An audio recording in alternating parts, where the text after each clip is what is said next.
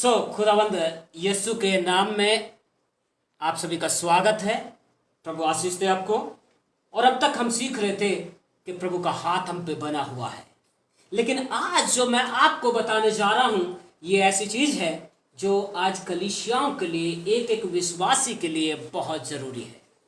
और ये इतना जरूरी बन गया है कि प्रियो, अगर हमने इसको नहीं जाना है तो हम धोखे में आ जाएंगे।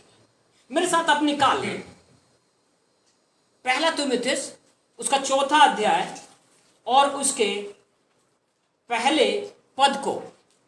पहला तीमुथियुस 4था अध्याय और उसके पहले पद को। ये यहां पे ऐसा कहता है, परंतु आत्मा स्पष्टता से कहता है कि आने वाले समय में कितने लोग भरमाने वाली आत्माओं और दुष्टात्माओं की शिक्षा पर मन लगाकर विश्वास से बहक जाएंगे। सब उर्दू में क्या कहता है? पहला तीमुथियुस 4था अध्याय और पहली आयत। रूल कुछ साफ फरमाता है कि आखिरी दिनों में, रूल कुदस साफ फरमाता है कि आखिरी दिनों में कुछ ईमान से हटकर फरेब, करीब, रूहों और शैतानी ताल्लुकात की पैरवी करेंगे। तो कई ऐसे होंगे जो ईमान से, विश्वास से भटक जाएंगे और शैतान और उसकी जो सहायक जितनी भी दुष्ट आत्माएं हैं उनकी शिक्षाओं पे उनके ऊपर मन लगाएंगे और लोगों को भरमाएंगे भी। प्रियो, ये ऐसा बात मैं आपको आज बताने जा रहा हूं, और ये ऐसे ही नहीं बता रहा, लेकिन पिछले हफ्ते मैं इससे जूझता रहा और इन चीजों से जूझता रहा। क्यों? आप और मैं विश्वास में बढ़ते हैं, आप और मैं जो ईमान में बढ़ते हैं, पर जितना हम ईमान में बढ़ते हैं, जितना हम उसके वचन में बढ़ते हैं, जितना हम उसके कलाम पे भरोसा रखते हैं, उतना ही ज्यादा कई बार आपके मेरे जीवन के अंदर पुराना स्वभाव क्या करता है? जोर मारता है। पुराना स्वभाव आज भी मेरे और आपके जीवन के अंदर वो जोर मारता है। अगर कोई पाप से जन्मा है तो वो पाप ही करेगा। और हम एक बात जानते हैं कि हम सब के सब पाप में जन्मे हुए लोग हैं, पर यीशु के लहू में जब हमने उस पे ईमान रख लिया, उस पे भरोसा रख लिया, तो यीशु के लहू ने हमें पाप से क्या कर दिया? छुड़ा दिया। पर आज भी उसके बावजूद आपके मेरे जीवन के अंदर फिर से वही बातें आपको मुझको धोखा देती हैं। हम विश्वास में बढ़ते हैं, प्रेम में बढ़ते हैं, पर हम देखते हैं कि अभी भी हम पुराने स्वभाव के साथ क्या कर रहे हैं? स्ट्रगल कर रहे हैं। हमारा अभी भी उसके साथ जो है द्वंद्व युद्ध हो रहा है। और वह द्वंद्व युद्ध इतना ज्यादा होता है कि हम कई बार उससे जीतते हैं और कई बार हम उससे हार जाते हैं। मतलब जो कुछ हम पहले मसीह में आने से पहले कर रहे थे वो आज भी हम करते चले जाते हैं।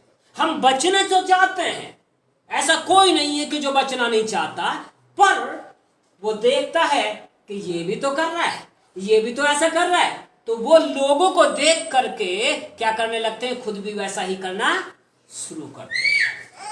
कई बार हम क्या करते हैं?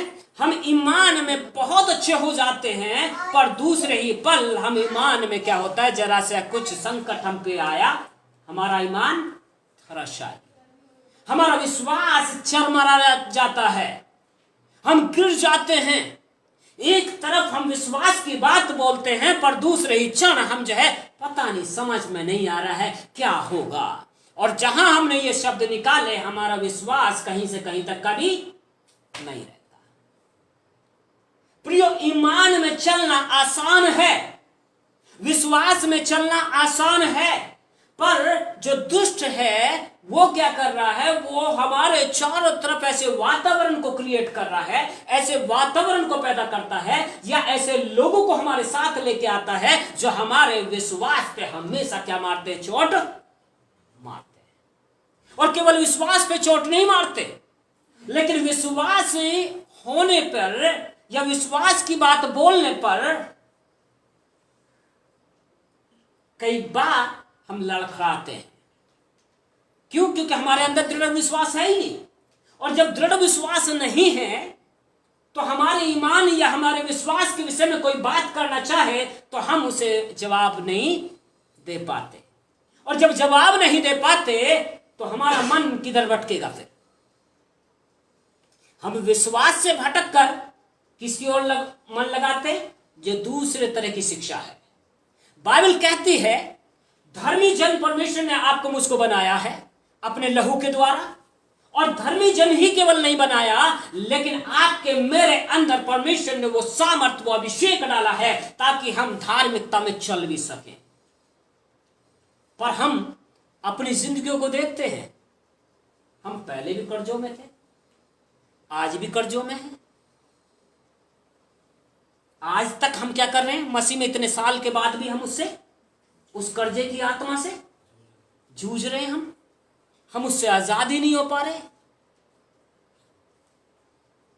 अगर कोई गुनाह करता था, आज भी वो गलत सोच जो है कई बार हमारे जीवन के अंदर आती है, और हम किसी को बताते तो कुछ नहीं है, लेकिन उससे हमारे मन की स्थिति जो है अभी भी वैसे ही डामाडोल है। अभी भी हम क्या कर रहे हैं? उसमें जूझ रहे हैं। क्यों? कहीं ना कहीं हमारे जीवन जो है वो गलत शिक्षा की तरफ चले गए हैं। हम जो है उस गलत शिक्षा को समझ नहीं पा रहे हैं, और दुष्ट क्या कर रहा है? कर्जे की बात जहां तक आती है वो कहता है सब तू ले ले, तू भी ले,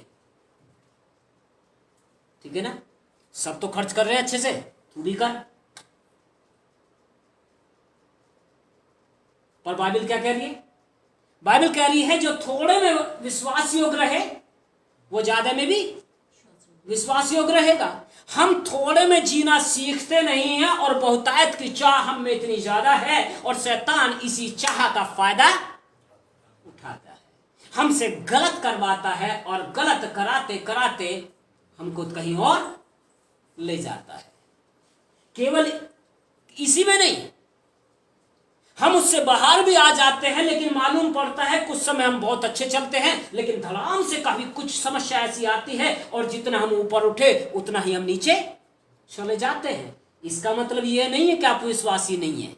आप विश्वासी होते हुए भी क्या कर रहे हैं? हम उसकी चाल को, उसकी किसकी? दुष्ट की चाल को हम समझ नहीं पा रहे, और हम अपने आप को उसके हाथों में बेचते चले जा रहे हैं।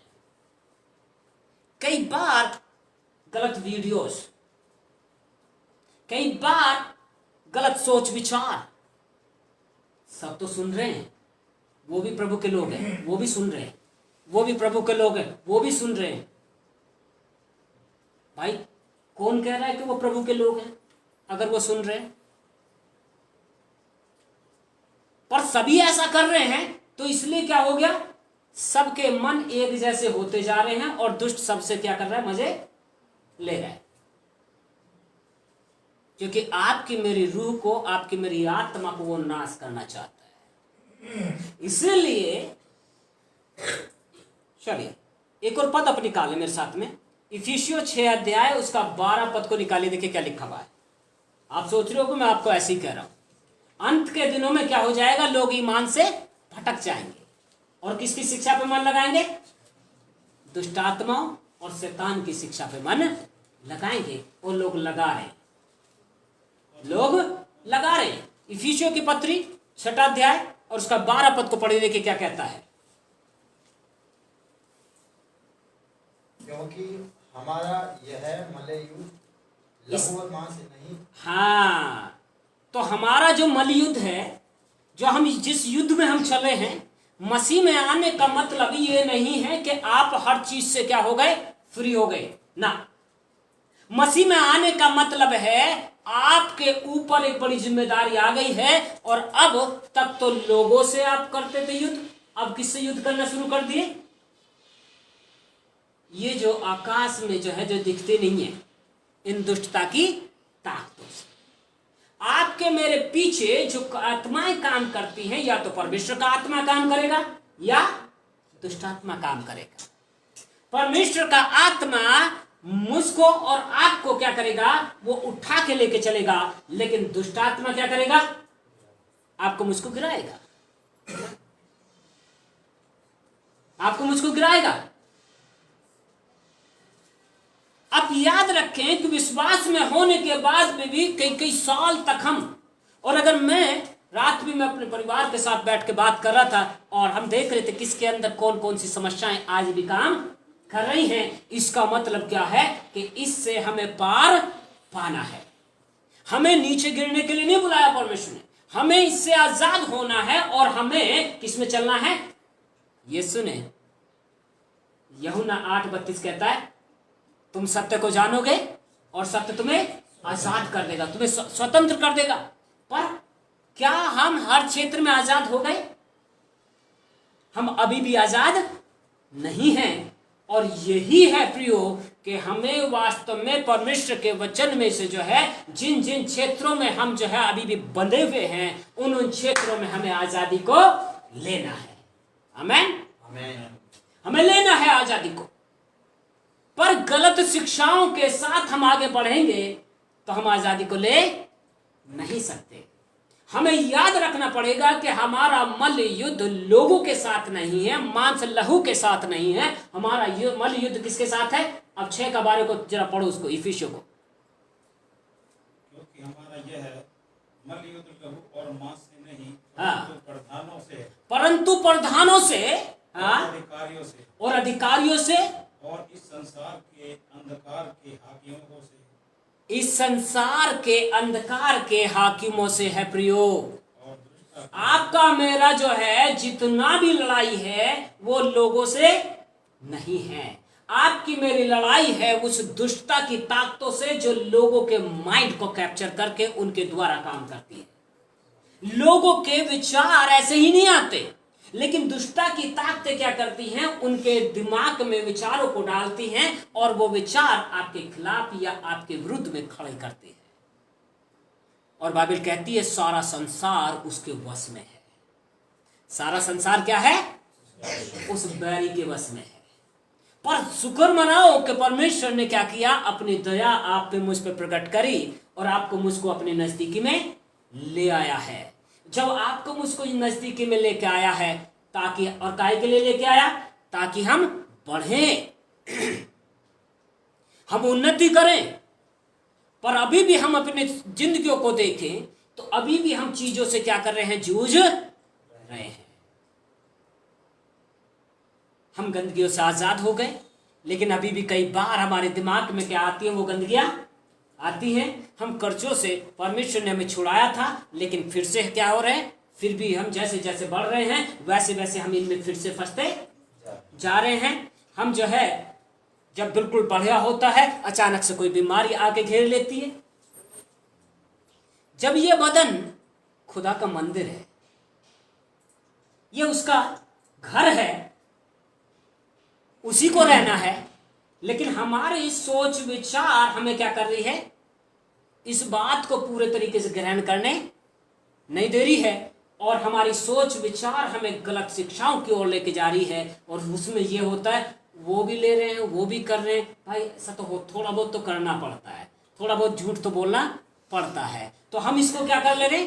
अपने आप अपने लिए एक दुष्टात्मा की शिक्षा को ग्रहण कर ले।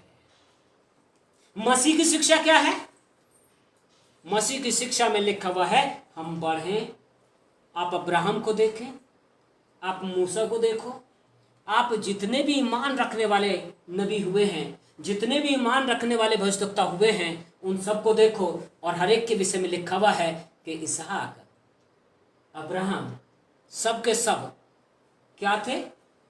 घर से जब निकले तो कुछ नहीं था, लेकिन उसके बाद इनके पास इतना होता चला गया। इसहाक से लोग कहते हैं, राजा लोग कहते हैं, भैया तू हमारे से क्या कर, संधि कर ले, आपस में हमारे क्या कर ले, प्रतिज्ञा कर ले कि तू हमारे विरोध में काम नहीं करेगा। क्योंकि नीचे लिखा हुआ है कि राजा लोग उनसे डरते थे, क्योंकि इनके पास में धन संपत्ति इतनी थी, इनके पास में जो है लड़ाके इतने जबरदस्त थे।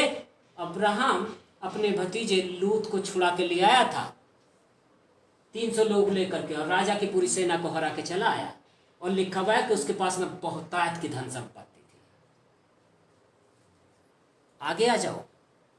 मेरा फोकस धन संपत्ति नहीं है, मेरा फोकस है डिलीवरेंस, मेरा फोकस है छुटकारा। समझ पा रहे आप मेरी बात को? हमारा जो फोकस है, हमारा जो ध्यान है, वो धन संपत्ति पे नहीं है। हमारा ध्यान है कि अगर हम कमजोरी में हैं तो हमें उससे छुटकारा पाना है।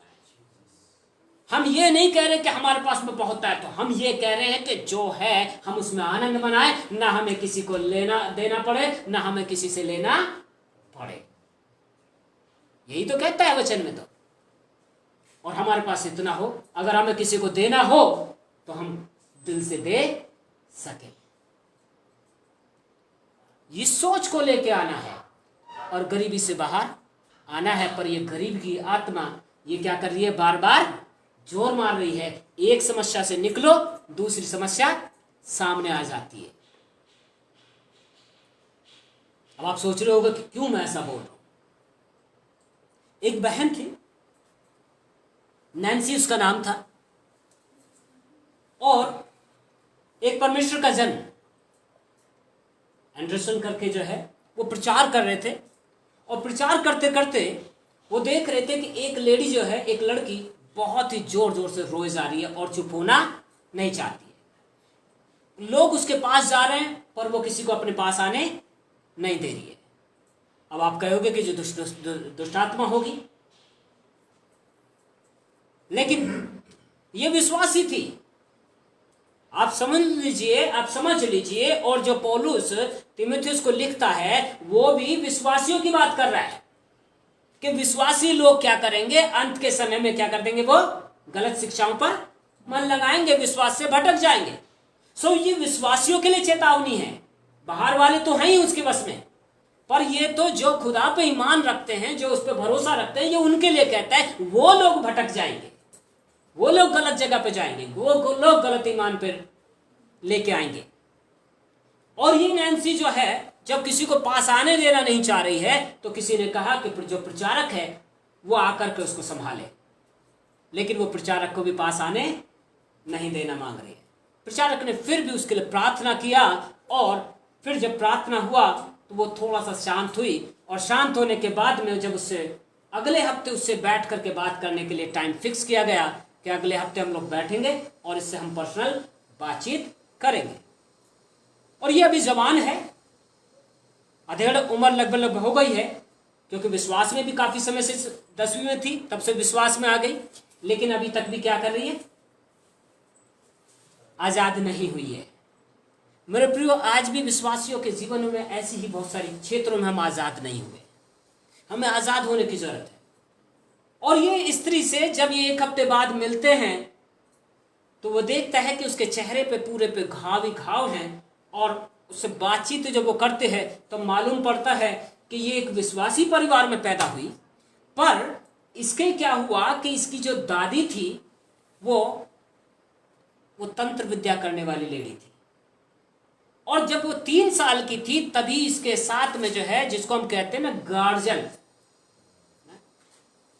आपके संरक्षक, ऐसी दुष्टात्माएं, 2 दुष्टात्माएं इसके साथ लगा दी थी।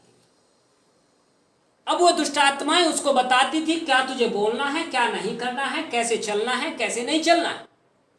ये गार्जियन स्पिरिट्स जो हैं, जो संरक्षक आत्माएं थी, वो इसको बता रही हैं। लेकिन जब ये 10वीं में भी, और इसको तब तक पता नहीं लगा जब तक इसकी माँ इसको प्रभु के भवन में न ले आई। और जब प्रभु के भवन में ले आई, ये संडे स्कूल में सीख रही थी, बच्ची थी और 10वीं क्लास पहुंच चुकी थी, तब इसने यीशु को जान लिया। और ये कहती है कि यहाँ पे कुछ अलग है, और जो मेरे साथ जो दुष्ट आत्माएं चलती हैं वो कुछ अलग है। अभी भी उनसे ये आजाद नहीं थी, पर वहीं पे थी। प्रभु के भवन में है पर आजाद नहीं है। ठीक है, प्रभु के भवन में है पर आजाद नहीं है। प्रियो, उसके बाद जब इससे बात करते गए तो वो कहती है कि मैंने अपने पिता से बोला कि ये जो दुष्ट आत्माएं मेरे साथ दी गई हैं ये तो कुछ अलग आत्माएं हैं। तुम कहते हो कि ये मेरी रक्षा करेंगी, पर ये तो कुछ अलग आत्माएं हैं, और मैं जो बाइबल में देख रही हूं वो कुछ अलग है। मुझे फर्क होने लगा। पिता ने इतनी मार लगाई और उसके बाद वो कहती है मैंने दोबारा पूछने की हिम्मत नहीं की। पर जब 10वीं में आई तो इसने यीशु मसीह को अपना उद्धारकर्ता के ग्रहण कर लिया, अपना खुदा मान लिया, ईमान ले आई। और जब ईमान रख लिया तो उसके बाद प्रियो ये और आगे बढ़ी, 12वीं चली गई, बीए कर लिया। अब ये इसके बाद की स्थिति है, कितने साल विश्वास में होने के बाद, चर्च में जाते जाते भी उसके बावजूद ये लोगों के सामने बड़ी अच्छी थी, हंस रही, बोल रही, सब कुछ कर रही है। पर वो कहती है, उस दिन वो खुल के बोलती है कि मैं इतने दिनों से अपने माइंड में मेरे जो द्वंद्व युद्ध चल रहा है मैं उसके विषय में किसी को बता नहीं सकती थी, क्योंकि कोई मुझे ऐसा लगा ही नहीं कि मैं किसको बताऊं। लेकिन उस दिन वो परमेश्वर के दास से बोलती है और वो सारी अपनी स्थिति को प्रकट करती है। मैं चर्च में जब तक रहती हूं तब तक बड़ा अच्छा लगता है, लेकिन घर जाती हूं तो वही दुष्ट आत्माएं मुझे टॉर्चर करती हैं, मुझे सताती हैं। आज भी बहुत से मसीह लोगों की, आज भी बहुत से ईमान रखने वालों की स्थिति ऐसी ही है। इसका मतलब ये पूरा छुटकारा नहीं है। मसीह को पे ईमान तो ले आए, विश्वास में चलने तो लगे, पर अभी भी छुटकारा नहीं है प्रियो। छुटकारे के लिए समय देना पड़ता है, वार्तालाप करनी पड़ती है, और छुटकारे के लिए आपको मुझको पूरे तरीके से प्रभु पर निर्भर रहना पड़ेगा और उन लोगों के साथ समय बिताना पड़ेगा जिनको परमेश्वर ने वो अभिषेक दिया है, जो इसको आपके जीवन से आजाद कर सकते हैं। क्योंकि परमेश्वर ने अधिकार दिए, तोड़े दिए हर एक को अलग अलग। और वो कहते हैं कि फिर उसके बाद जब हमने उसकी कथा को सुना हमारा दिल पिघल गया, और फिर लगभग 2 घंटे निरंतर उसके लिए वो प्रार्थना करते रहे। और 2 घंटे की प्रार्थना के बाद जो वो आजाद हुई है तब वो सबसे मिलना जुलना शुरू किया उसने, तब लोगों से वो मिलना जुलना शुरू किया। प्रियो, आपके मेरे पीछे हम बेशक अपने परिवारों से आए हैं, पर हमें नहीं पता कि हमारे घराने वालों ने हमारे नाम पे क्या क्या चीजें कर रखी है, कहां कहां पे उन्होंने क्या क्या चीजें जो है उतार करके किस किस को दे रखी हैं। तो वो जो चीजें हैं वो आज भी क्या करती हैं, हमारे मसीह विश्वास में जो है हमें कमजोर करती है, वो हमें बढ़ने नहीं देती है। आज भी हमें समझ नहीं आता है कि जो गरीबी की आत्मा हमारे परिवारों में काम करती थी, कभी उनके पास बहुतायत होता और कभी धड़ाम से नीचे जाता, वही चीजें आज हमारी जिंदगी में काम करती है। आज हम कहते तो हैं यीशु नासरी के लहू की सामर्थ में हम हुक्म देते हैं सारे श्राप पूर्व जो कहे गए वो क्या हो जाए, टूट जाए। पर उस समय तो बड़ा अच्छा लगता है, पर थोड़े ही दिन बाद क्या पड़ता है, वो हमारी जिंदगी में फिर से चीजें वैसी आने लगी है।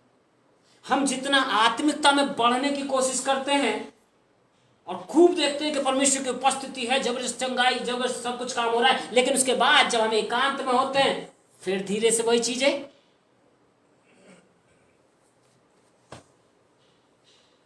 समझ रहे हैं आप। ये वो दुष्ट आत्माएं हैं जो क्या कर रही हैं, अभी भी काम कर रही हैं। ये पूरी आजादी नहीं है प्रियो। बेशक हम लोगों के ऊपर हाथ रख रहे हैं, लेकिन उसके बावजूद जब हम एकांत में हैं हम उन्हीं चीजों से अभी भी जूझ रहे हैं, उन्हीं बीमारी, उन्हीं समस्याओं से आज भी जूझ रहे हैं। उसी पैसे की तंगी को लेकर के आज भी हम क्या करते हैं, आपस में हमारे माइंड विचलित होते हैं, रोजगारों को लेकर के आज भी विचलित होते हैं। क्यों? उसका कारण यही है कि अभी तक पूरा छुटकारा हुआ नहीं है, और पूरा छुटकारा तभी होगा जब सत्य को पूरे तरीके से हम जान लेंगे और सत्य हम में बसना शुरू हो जाए। और सत्य जब बसेगा और उसमें बढ़ते जाएंगे, वो आजाद कर देगा। आमीन। वो आजाद करेगा। एक और पद हम लोग पढ़ के इसको समाप्त करेंगे, क्योंकि इसमें आजाद कैसे हो सकते हैं। इफिसियों 6:12 कह रहा है कि हमारा जो युद्ध है वो उस दुष्ट की ताकतों से है, लोगों से नहीं है। पर उसका सामना कैसे कर सकते हैं। याकूब की पत्री 4 अध्याय 7वां पद। याकूब की पत्री 4 अध्याय और 7वां पद। चलो जिसको मिल जाए जोर से पढ़ेगा। अर्ज अल्लाह के ताबे हो जाओ, इंग्लिश का मुकाबला करें। तो किसके ताबे हो जाएं? परमेश्वर खुदा के ताबे, मतलब परमेश्वर के अधीनता में आ जाए। वो भाग जाएगा। परमेश्वर के हाथों में अपने आप को पूरे तरीके से दे दें। क्योंकि यदि मैं और आप अपने आप को पूरे तरीके से नहीं देंगे तो हम शैतान का सामना नहीं कर सकते। लोग कह रहे हैं सब भाग यीशु के नाम है, भाग यीशु के नाम है। पर अपनी जिंदगी को अगर हम देखें, हम सोच विचार में, अपने कामों में कितना हमने अपने आप को परमेश्वर के हाथों में दिया है, परमेश्वर की अधीनता में अपने आप को दिया है। अगर हमने अधीनता में नहीं दिया है तो दुष्ट का सामना हम नहीं कर सकते।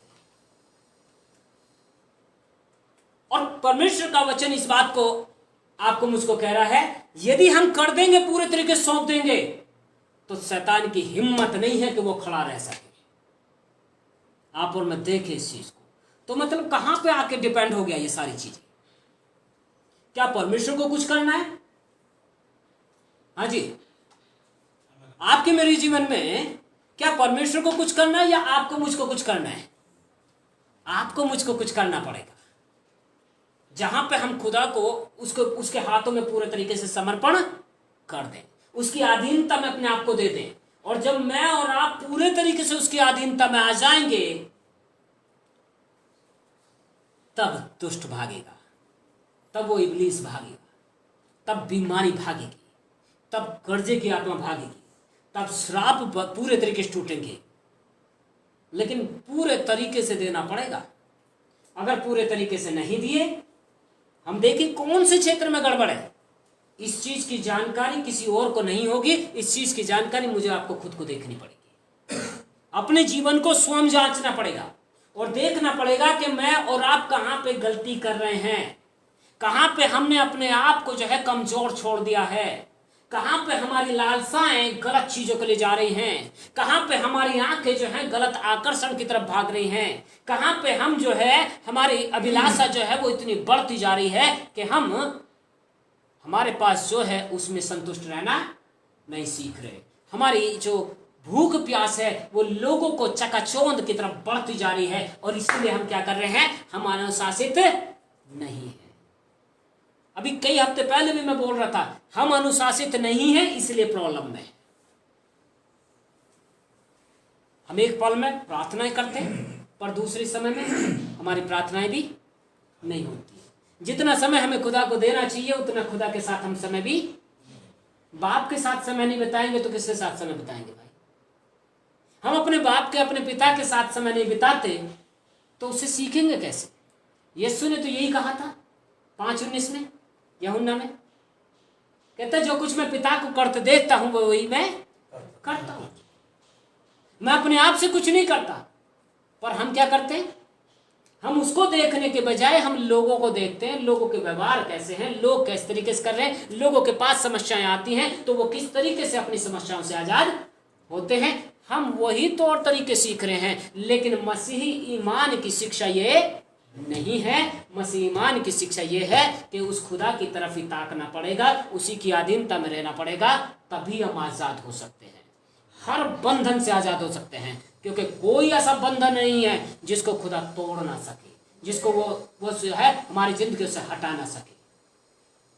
प्रियो, आज मैं और आप अपने जीवन को इस तरीके से दे दें ताकि खुदा हम में बढ़ता जाए, परमेश्वर हम में महिमा पाए, और हम फिर क्या करें, समय के साथ शैतान का सामना करें पहले, लेकिन अनुशासित होना पड़ेगा।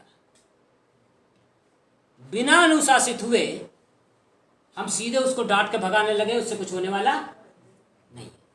हाँ, इतना भगाओ कि हम अनुशासित हो जाए पहले, तो समस्या ना तो खुदा के पास है और दुष्ट के पास तो वो तो है ही नहीं, उसके पास तो समस्या है ही नहीं।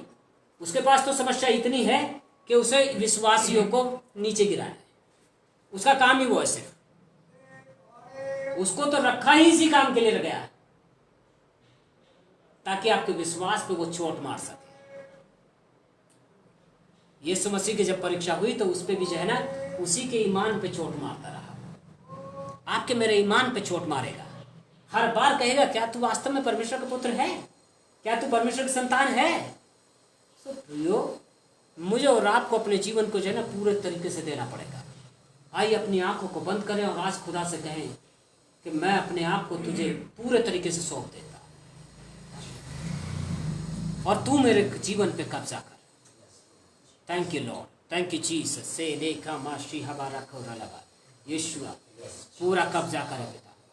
ओ प्रभु, हमारे दीन ईमान सब कुछ तेरे सम्मुख है पिता। हमारी देह जो तेरा मंदिर है, तेरा प्रभु घर है, वो तेरे सम्मुख है पिता। तू ही इसमें आ और वास कर। और आज हमें पूरे तरीके से पूरे प्रभु राजा विचारों से आज हमें आजाद कर दे जो दुष्ट के द्वारा दिए गए हैं, जो दुष्ट के द्वारा पैदा किए गए हैं, उन विचारों से आजाद कर दे पिता। ओ प्रभु, मैं अपने आप को घराने सहित कलीसिया को प्रभु, उपस्थिति के जन को पिता, और जो ऑनलाइन सुन रहे इन सब की भी आत्मा दे प्राणों को तुझ में समर्पण कर देता। ए खुदावन, तू कब्जा कर दे और हम तुझ में बढ़ना चाहते, क्योंकि तेरा प्रभु ओ प्रभु परमेश्वर यही कमांड है कि हम तुझ में फूले फलें और बढ़ते चले जाएं। प्रभु, हम तेरी प्रभु आज्ञा में चलना चाहते पिता, क्योंकि तू चाहता है कि हम तेरी ओर ताकें और तुझ में बलवंत हो जाएं पिता। यीशु के नाम से पिता, अब अपने आप को पूरे तरीके से तुझ में समर्पण कर देते और आज से एक परिवर्तन को चाहते पिता कि हमें अनुशासित कर प्रभु राजा। ओ प्रभु, हमें डिसिप्लिन में लेके आ। ओ प्रभु, घर के बाहर नहीं, घर के अंदर भी, जब हम एकांत में हो तब भी हम प्रभु अनुशासित हो जाएं। और प्रभु, जो काम तूने हमें दिए हैं करने के लिए, उनको हम सही तरीके से करने लग जाए पिता। यही हमारी प्रार्थना है। तू हम पे दया कर पिता, और आज के दिन तू हमारी सहायता मदद कर, अपने अनुग्रह में छिपा ले पिता, और तेरा वो अभिषेक बहे जिससे कि हर एक के जीवन से वो बंधन टूट जाए और हम हर क्षेत्र में, जीवन के हर क्षेत्र में आज़ादी को पाएं पिता। आज हमारी यही प्रार्थना है। हमारे मन तेरे वचन की ओर लग जाए पिता, हमारे मन ओ प्रभु तेरी ओर लग जाए पिता, और हमारी आंखें तुझी को देखती रहे, तुझी को निहारती रहे स्वामी, ताकि प्रभु जैसा तू करता है वैसे हम भी करने लग जाए। धन्यवाद प्रभु जी, अब तक आपने संभाला है। ओ पिता, एक एक जीवन को आशीषित कर होने दे परमेश्वर। इस समय प्रभु परमेश्वर तेरे प्रभु राजा हर एक दास दासियों को पिता, हर एक जवानों को पिता, हर एक बुजुर्गों को पिता, हर एक बच्चे को प्रभु परमेश्वर मैं तेरे लहू में ढांप लेता। हर जन जो यहाँ पे उपस्थित है, और प्रभु परमेश्वर पिता इस समय हमारे भाई जो आज हमारे मध्य में है पिता, इन भाई को भी आशीषित कर। जो पहली बार यहाँ पे हैं, वो तेरा अभिषेक इनके जीवन पे बना रहने पाए और ये भी अपने जीवन में आनंद उत्सव को पा सके पिता। और प्रभु होने दे परमेश्वर, और हम सब जो तेरे कहलाते हैं, हम पूरे छुटकारे को पाएं और तुझ में आनंदित और मगन हो सके स्वामी। और प्रभु, अपने आप को तुझ में समर्पण कर देते और तेरी अधीनता में अपने आप को रखते, और दुष्ट का जब सामना करें तो वो भाग निकले। प्यारे ईश्वर राजा, तो हम ऐसा अनुग्रह कर ताकि हम प्रार्थना में डिसिप्लिन हो जाएं पिता, प्रार्थना में अनुशासित हो जाएं। हम प्रभु फाइनेंस के में प्रभु अनुशासित हो जाएं। हम प्रभु परमेश्वर बोलने में अनुशासित हो जाएं। हम प्रभु और स्वास्थ्य में प्रभु परमेश्वर, खान पीन में, हर बातों में अनुशासित हो जाएं, और हर बातों के द्वारा केवल तेरे ही नाम को प्रभु महिमा मिलने पाए। ईश्वर राजा, धन्यवाद कि तूने हमें संभाल लिया है। आगे तू ही अगुवाई कर, और हर एक जो सुन रहे हैं और या बाद में भी सुनेंगे, उनको भी आशीषित करना। धन्यवाद प्रभु परमेश्वर, तेरी दया के लिए, करुणा के लिए, तेरा प्रेम के लिए धन्यवाद। यीशु के नाम से मांगते, आमीन। Thank you Lord. God bless you all. Prabhu Ashish